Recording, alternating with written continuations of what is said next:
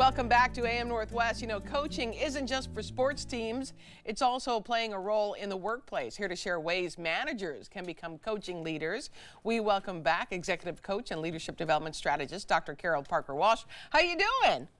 Good. How are you? Good. So talk to me about this coaching kind of idea, because you say it's important for leaders to develop coaching skills. Yeah, absolutely.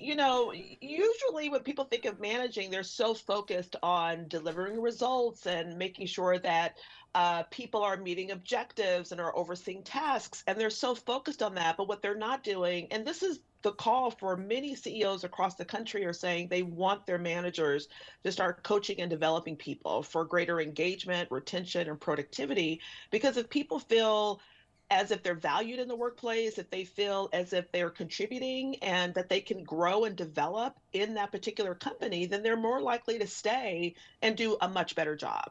So, coaching is really about a different skill set than just managing. It requires coaches to really, leaders rather, to think differently and have a mindset of a coach, which sometimes could be a little bit challenging. Yeah, so it's understanding the difference between managing and leading.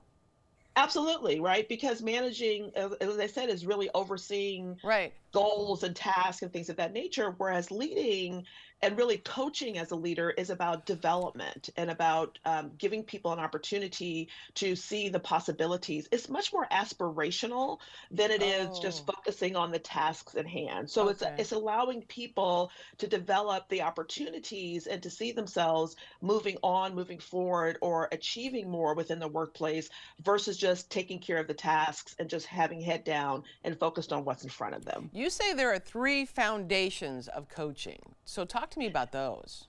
Yes, yes. They're the three key things in really for a manager to develop as a leader coach is to have active listening, is to be able to really understand emotional intelligence, their own emotional intelligence, and to be able to ask powerful questions.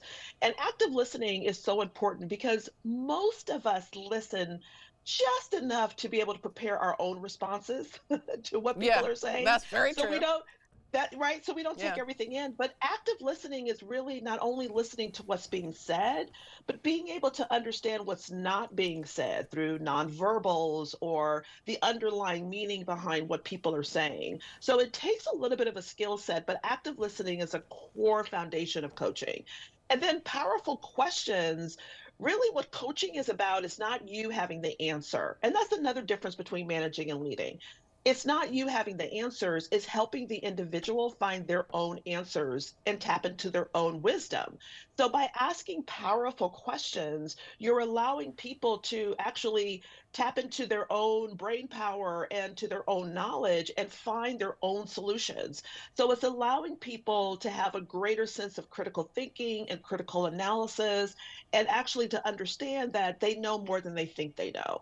And then emotional intelligence really is about you as the coach, not personalizing things, understanding that it's not about you, that it's really about them. So it allows you to be really present, to have some empathy, and to really hold space for the person to gain that knowledge and wisdom and to come up with the solutions for themselves.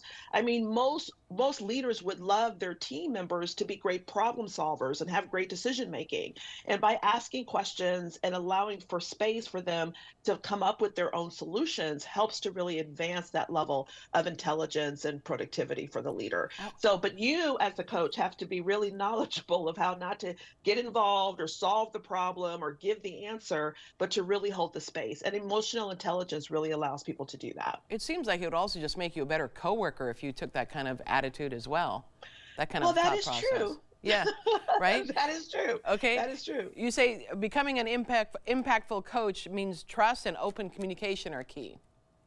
Yeah, and a lot of that is really about the continuous improvement and continuous learning, right? Because it's coaching is a skill set that you develop over time. So as you're coaching, you want to always be in the process of eliciting feedback from the people that you're coaching, from peers. You want to engage in continuous learning for yourself, and you want to reflect on how you've coached after every session to see how you can improve, or maybe you did give a little bit too much advice, or maybe you did try to solve the problem. And so, how will you improve that for the next coaching session that you have with someone. So asking people and checking in along the way, how did that go? Was that helpful for you?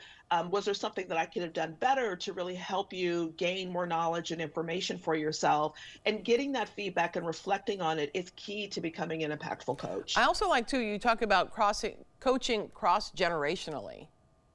Yeah, well, I mean, coaching generally is not a one size fit all thing. You really Correct. always have to think about the person you're coaching. But generationally, it may really require you to maybe shift some things about the way you coach, depending on the generation that you're coaching. And again, this is the difference between managing and leading. Managers are just focused on the one task, but leading requires you to not just think that one way is going to fit everyone.